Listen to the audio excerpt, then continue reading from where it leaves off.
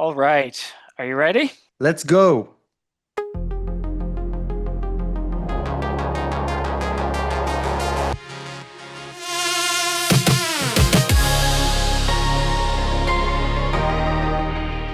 right.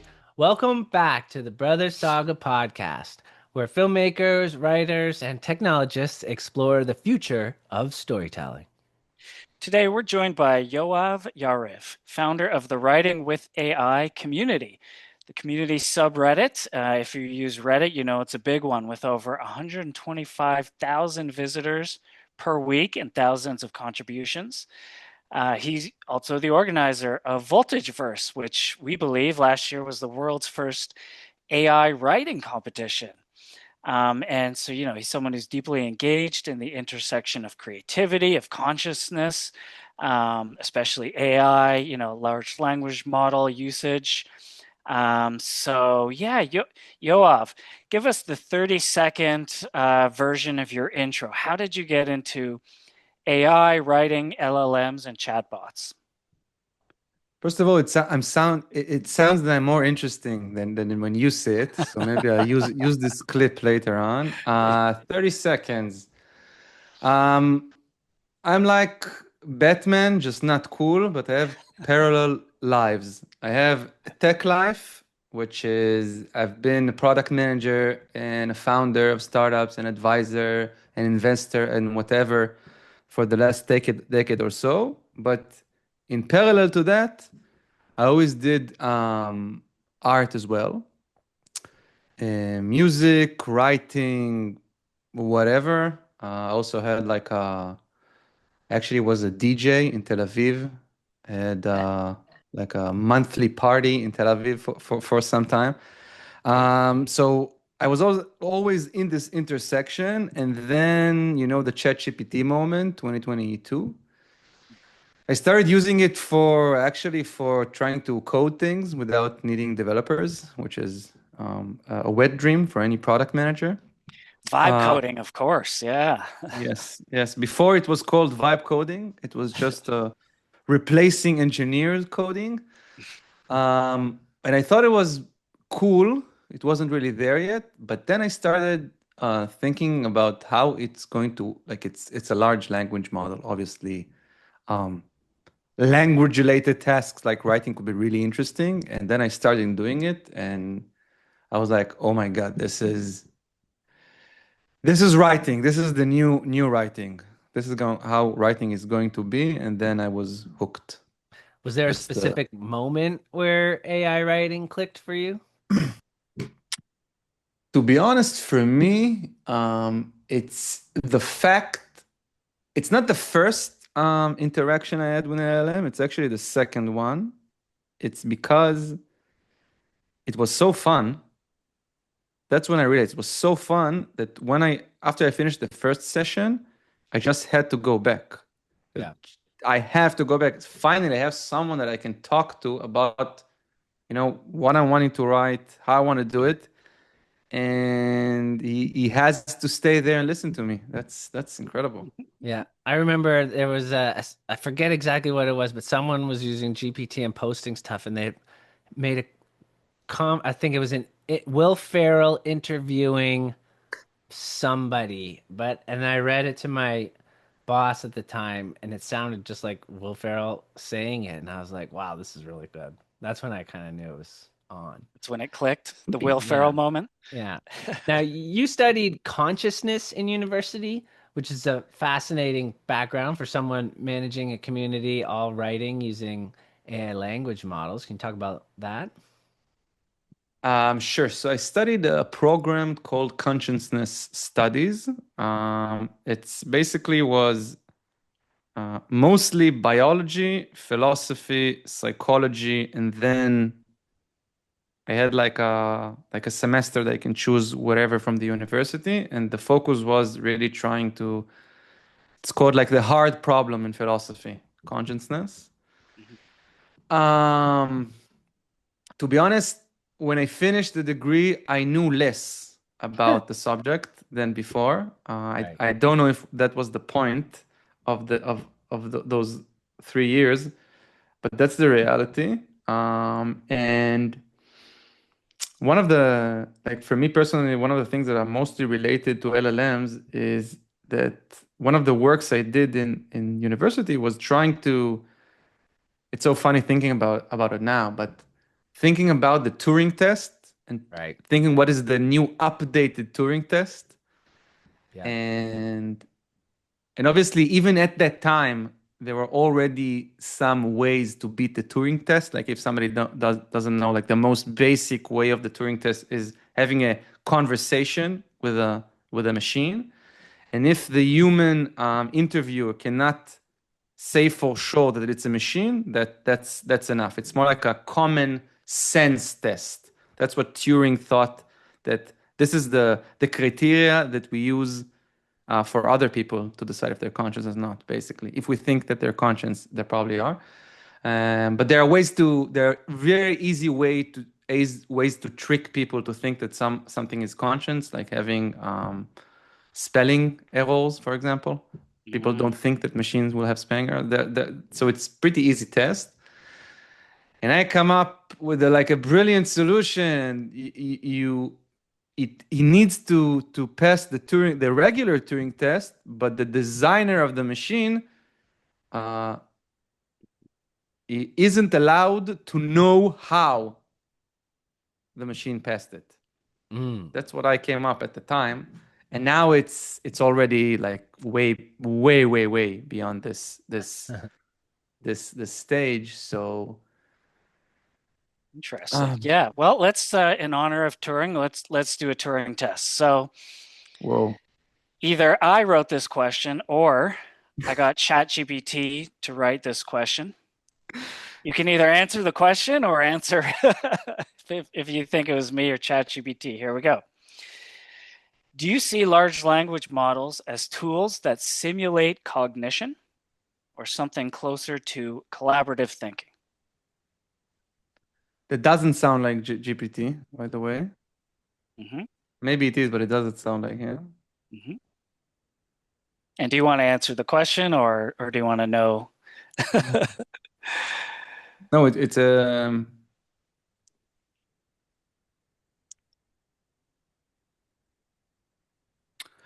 I don't know. It's a hard question. I don't know, to be And honest. ChatGPT did write it. Wow, that's okay. Good for Yeah. him. That's So we could move on, but I thought I'd just do something fun there. Well, along wow, those nice. lines, I just read something today. It was an interesting post. It said that Elon Musk said that human language, he put an end date on it and explained why. So talking about like simulating cognition or collaborative thinking. But basically he said, and I thought about this too, like when you're writing, so Yoav, let me know what you think about this, because the hardest thing I find is you have this idea in your head and you know what the movie's supposed to be like, but then you have to put it down on paper. And that takes so long because you have to, it's like more than just the idea now. You have to expand the idea and all this. Anyways, but he says basically our brains spend a lot of effort compressing a complex concept into words. Language isn't communication, it's failed compression. You have a complete thought, you crush it into words, the listener gets fragments and attempts reconstruction. Everything important dies in translation. We don't communicate, we approximate and hope it's close enough. And he goes on to say you would be able to communicate very quickly with far more precision with something like Neuralink.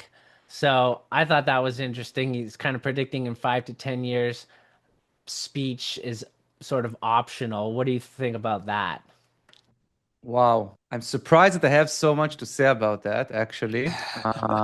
You know, Elon Musk is Elon Musk. Like, if he thinks there must be something in it that maybe I can't see, but it's someone who like, the thing that I've did the most in my degree was actually language. That was my primary subject. And you know, language is not really only a way of communicating ideas. There are many things you do with language that is not just communicating ideas.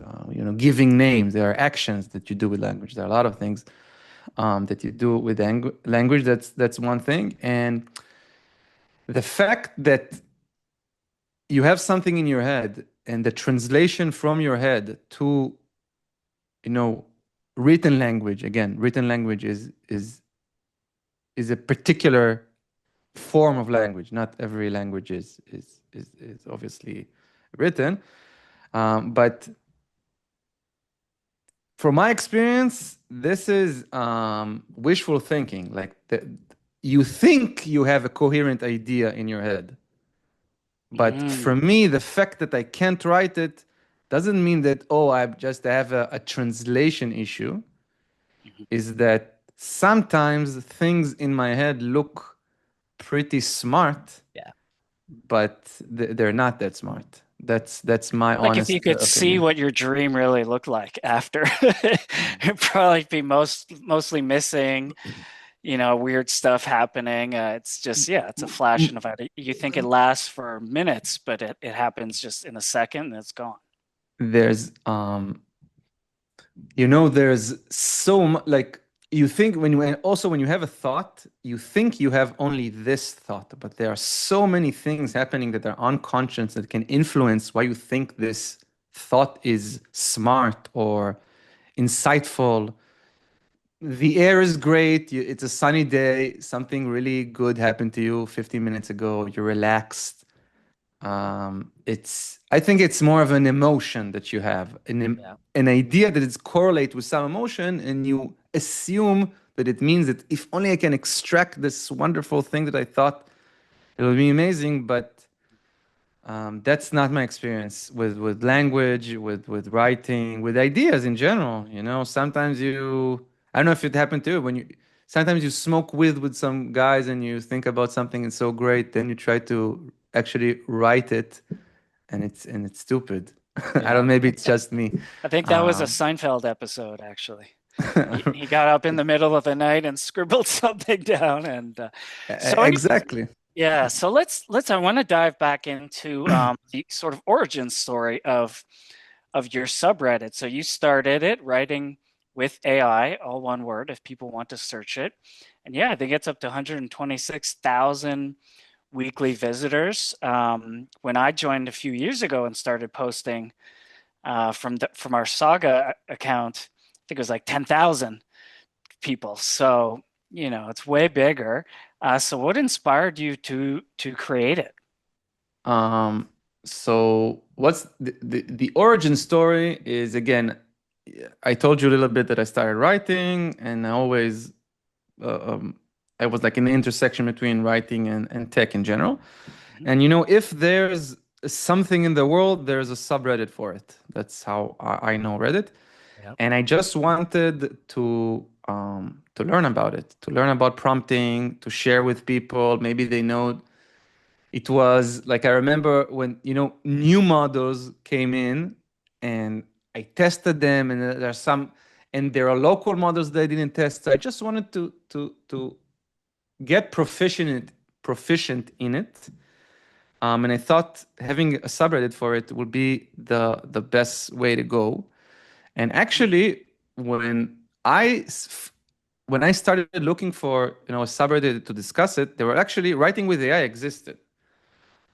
It was just, I don't know if you know these, like, there are some subreddits that people create, but they don't mod. So it's like a wild west.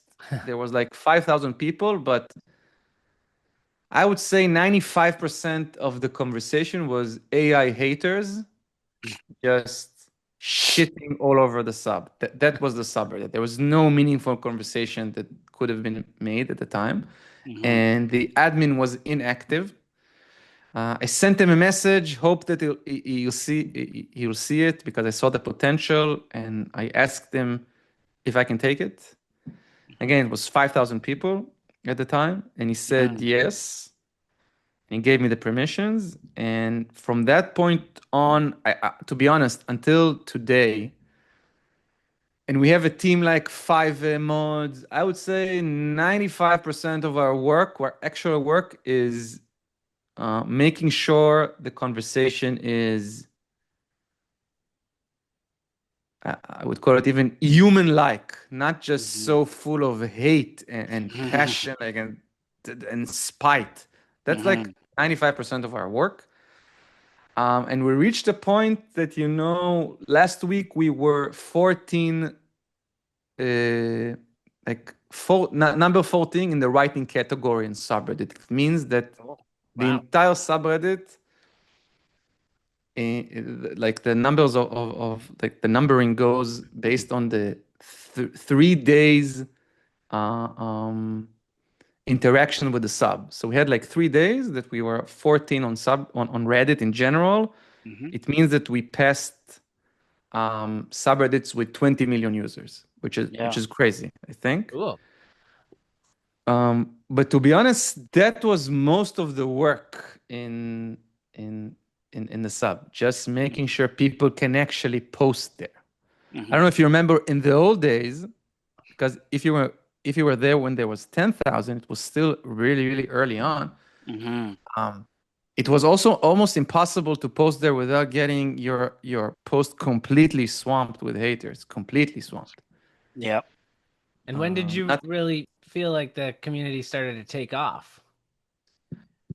To be honest, the competition really, we did a competition, Voltage Verse, as you guys obviously know, as sponsors and judges and helpers. We're talking about August. We had a community of maybe 20,000 people.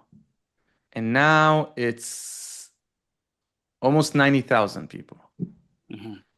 So I think the competition attracted a lot of people for many reasons. One of them is the competition itself, prizes, but I think a lot of people just want to feel that it's okay. That's my honest opinion. Just want to feel that it's okay using AI, that I'm not a bad person for doing it. And you will see that post, every week. Someone new something like that. Oh, I just discovered this. One of my neighbors, friends, wife, cousins, coworkers said, don't use AI. Should I? Shouldn't I? Are you guys debating this? And yeah, they would just get, no, you idiot. You're not a real writer. You'll never be an artist. Don't. And here's all the reasons I hate, Sam Altman personally. And oh man, it would just go off. Never give any actual reason why, just like, insults. And it was a tough time to be in the death threats. I have death threats. Yeah. I got more than a few. Yeah. Yep. Interesting. Well, maybe let's keep it positive. Like, is there any interesting stats or trends? You and Fred told me some numbers previously, but is there anything you can share publicly? Like, who is using the tools? Are they mostly students, novelists, hobbyist professionals? Are there more lurkers and posters in the sub? Are there, less haters now and more positivity? What kind of posts perform best? If people want to join the sub and get upvoted, is it better to write a novel and post it in the blurb? Or so yeah, anything about the sub you can share. Again, for me, the most interesting stat is actually like I don't know if the demographic is the right word for it, but there's a very, I think, obvious audience, which are creative people that want to use AI to improve maybe their maybe get another eye, a co-partner, a co-writer. Maybe they want to get some editing feedback. Maybe they just want to do things in scale and see how it works. There are many reasons why professional writers and creatives want to use AI, but I think that's pretty obvious. But I think what's really interesting, again, as someone that also has a background in tech, is that there are a lot of, we call them like closeted creatives, tech guys, engineers, a lot of them are engineers, that always wanted to write, but they were scared for many, many reasons. And working with AI, basically working with someone, it's just with AI, you can just say whatever you want and the feedback is positive, which has a lot of downside. But when you are very, with low confidence in something you want to try, just having someone that you can talk to that helps you really, really, really opened the writing world for a lot of people. And actually, the guy who won the novel category in the competition in Voltage Verse was an engineer. We used AI. Cool. So I think that's one of the most interesting thing for me about the community is that AI gives a lot of people who always wanted to be creatives and never felt they could for whatever reason, gave them the opportunity to actually try and do it, and maybe some of them will succeed. That's the most interesting point for me. Yeah, that's why we made Saga, so that, the average person who doesn't know anything about storytelling or screenwriting can turn their idea into a professional screenplay or series. That was me. Andy I was the Weir, classic. Yeah, Andy Weir, the Martian. Yeah, yeah, you're yeah. talking And about engineers. Yeah, it just made me think Andy Weir, guy I was giving gonna it say it. away. I'm the classic engineer who wanted to write sci-fi, and as a kid, it was hard, and now I can. And yeah, I'm using Saga to write a Bitcoin movie and time travel movie and a few other different series. But yeah, Andy And Weir, that's a great example. isn't it amazing? Like, and I don't know, isn't it crazy? He's got a new Hmm. one coming out too. It looks pretty good. Like I think that like now it's kind of obvious. I think Hmm. like people are like, yeah, everybody can write. I don't know if everybody thinks that way, but we're very close to the day when it's going to be a fact. And for me, it's just so crazy, that an engineer that maybe read some sci-fi but never had it takes guts, to be honest, to write. It takes some guts, Hmm. besides all, just plotting and all that, which are important, but guts do it. They suddenly can do it. um that's that's for me is mind-blowing, to be honest. More than I can write code faster, which is great. But for people who would have never done something creative and will always, lived with this, I had a dream, but I've never done it. Maybe when they're 60, but now Hmm. they can do it right now. That's for Hmm. me, it's incredible. Yeah, I What's the think you'd never regret writing a novel and Never, finishing it, and never, sharing it with people. And never, never, yeah, Andrew, never. sorry to interrupt. You know all about writing novels and publishing on Amazon, and yeah. Yeah, no, it's just wondering what surprises you most about how people are using AI for writing. um, There are actually two things for me. One is how um, how different it is from person to person. Like when I first started this community, I really thought it's just a matter of discovering the right prompts. Okay, that's it. It's we'll figure out. Enough people we've tried figure out, but people have so different tastes and the way they use it is so different. Like after we did the competition, we talked with a lot of the winners. Everyone had a completely different the- a completely different process than the next guy, and all of them did something great. Like by the way, one of the winners in the screenwriting used Saga. I think it was the second That place, Red Winter. John Pruitt. Red Winter, I Yeah. think. Um, So he used Saga. The other guy used it only. The guy David is the guy who won. It's pretty cool guy. He used just for outlining in a very specific way. We had a guy. I think that was crazy. He created like a production company with agents. Every agent had a job, and they created a story that I was mind blown by this process. So that's something that really surprised me, that there's no, a glorious prompt out there that you can just, okay, if I have this prompt, everything's ready. So I don't know if maybe for me it's surprising. And the second thing that's really surprising to me, maybe I'm a bit naive, but how big is smut and erotic writing and stuff like that? I'm blown away. Like people are very interested in that. Very, very, very, very interested in that. Seem Crazy to get a interest. lot of upvotes on the sub. Yep, definitely. Like I'm embarrassed to say, but the top ever post on the subreddit is something like, "What is the best model for erotica?" or something like that. There's a lot of books By out there. by far, by Yeah. far.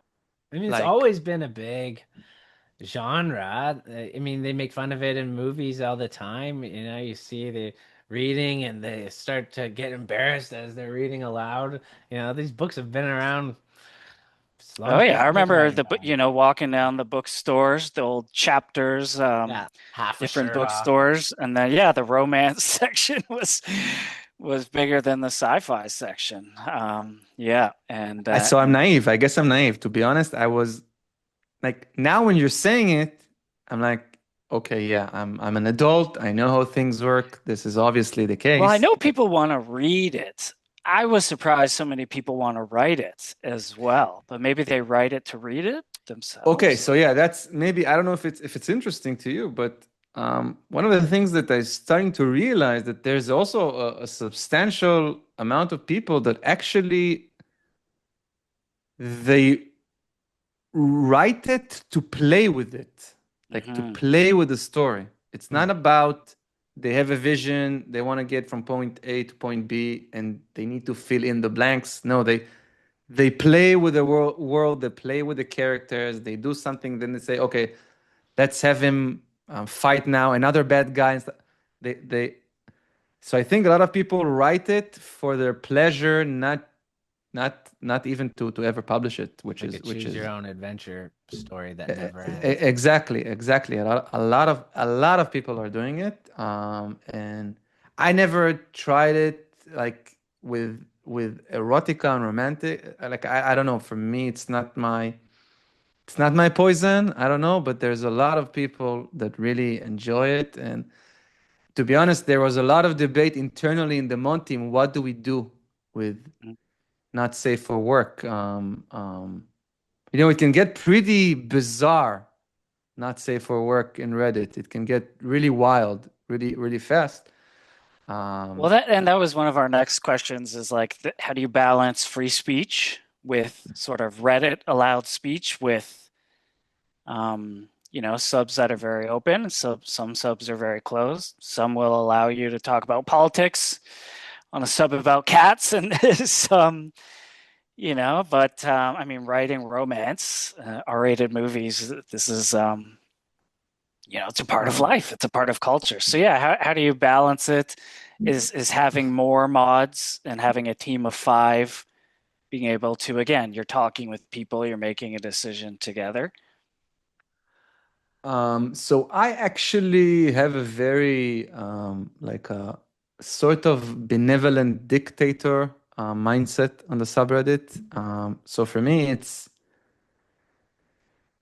I want to allow people to say whatever they want, if they're not pieces of shit or douchebags. So we have our first rule, I think, is be nice and open-minded. And it goes both ways. So I have a lot of haters that I don't ban, and I don't delete their posts, and I don't delete their comments, because they say what they say with respect, dignity, like honest curiosity. We'll try to allow everything. If it meets the subreddit, the Reddit rules in general, we don't enforce special rules of our own. And if it's in good faith, there's 99.99999% will allow it. Like you want to talk about politics, and I don't know if you saw politic discussions on Reddit, but it's usually like after 2 seconds, everyone's a Nazi. So we won't allow that kind of speak. But if you want to talk about politics and everybody's good faith, I don't care. Talk about whatever you want, to be honest. Yeah, and I wanted to make sure we came back to the competition. So Voltage Verse, I believe it's the first ever AI assisted writing competition. Nice. There's been and we sponsor the video ones too, like Chroma Awards. Andrews entered the Runway AI Film Festival. So the video ones seem to do well. So I think I can guess, but what was the idea behind Voltage Verse? Do you think you can help change the attitude towards AI writing, which sometimes gets a worse reputation, worse haters than AI video? I don't know. What do you think? That was the actual, like, there are many goals, but that was the actual, what you just said, that was the actual top priority for Voltage Verse. Trying to get reputable people involved as sponsor, judges, whatever, and trying to give people. You got Fred Graver, who has been writing for Hollywood since the 80s. He's won several Emmys. That's 4 Emmys. He wrote in Cheers, the bedrock Yep. of American television. Yeah, it's a really good catch. He'll be on the show next week on our podcast. Yeah, and we also, like Fred and I also do a podcast, Writing with AI, which you guys know. That was a good catch. We had a professor from Vanderbilt, like from the writing faculty there, which is also, I think, a great catch as well.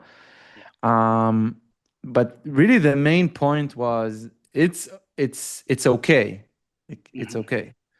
You're not a bad person. You can be a real writer, and let's incentivize you to feel free to do it, to feel confident enough to say, I use AI with my writing. And I'll be honest with you, there are a lot of people that didn't enter the competition because they were afraid that the data will leak, whatever that means, but that somebody will know that they wrote with AI and their career will end. That will actually was, even though we promised them that no one will see it. Writers have had to use pen names and pseudonyms for generations because of different sort of hate and reasoning. And it's unfortunate. Brand people with the scarlet letter AI.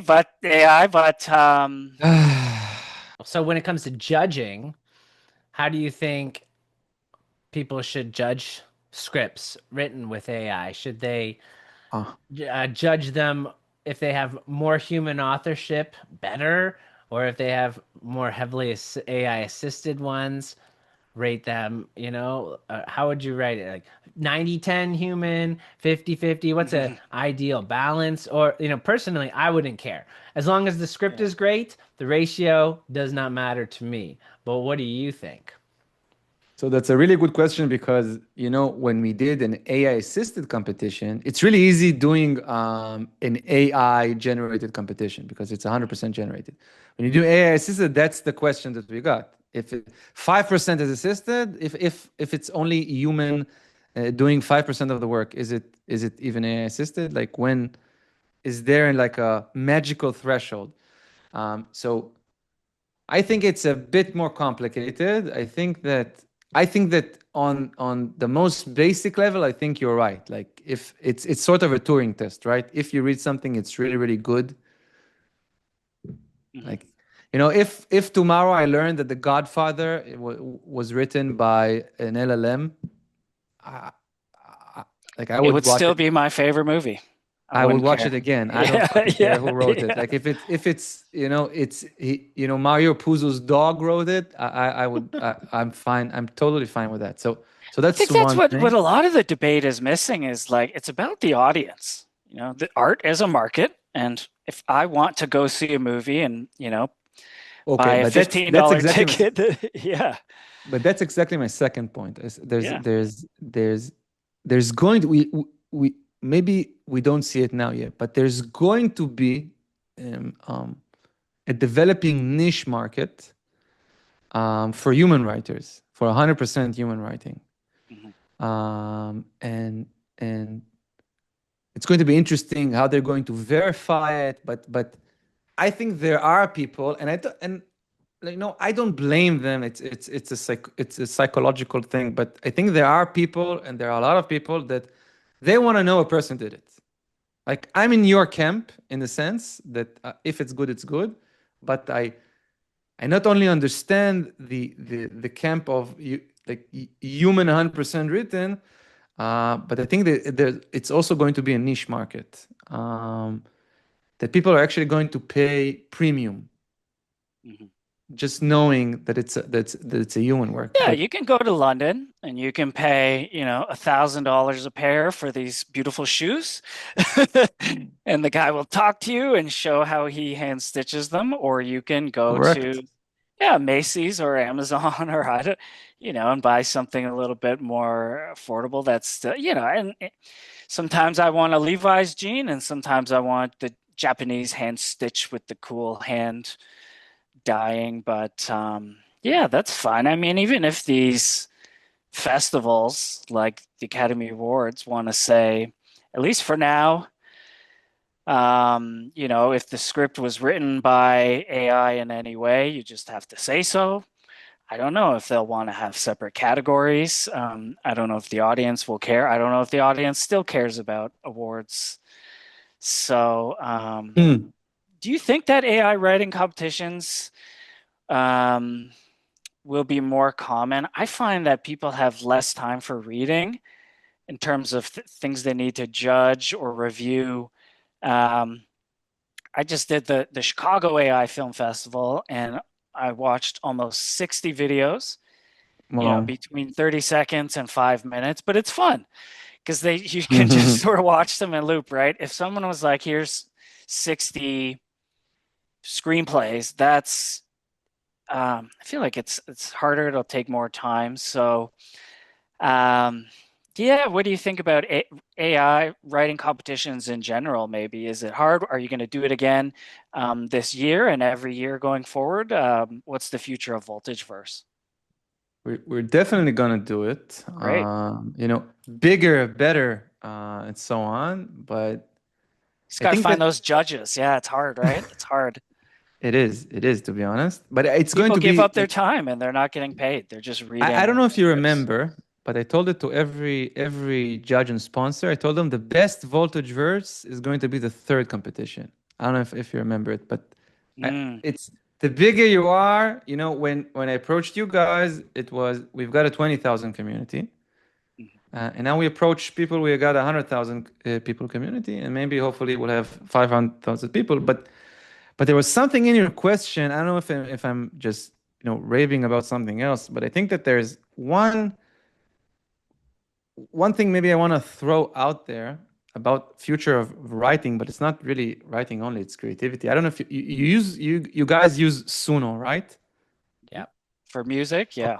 Yeah. So Suno, from my perspective, is like in music, it's the technology is so much better than everything else. Like the quality, the level, like the amount of effort compared to quality you can get in with music generation, it's just crazy. It's just crazy, at least from my experience.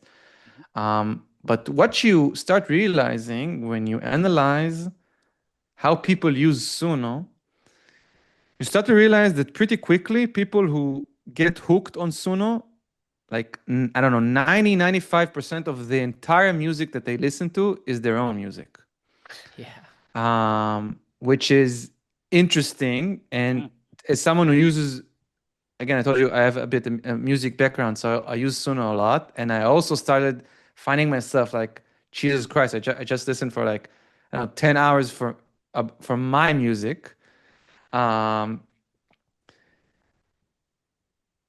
If AI writing is really, really, really good, and AI video generation is really, really good, and you'll have a competition, as someone who's generating the content and consuming it, like, I don't care about the competition. Maybe if there's a lot of money there, but I just want to watch my shit.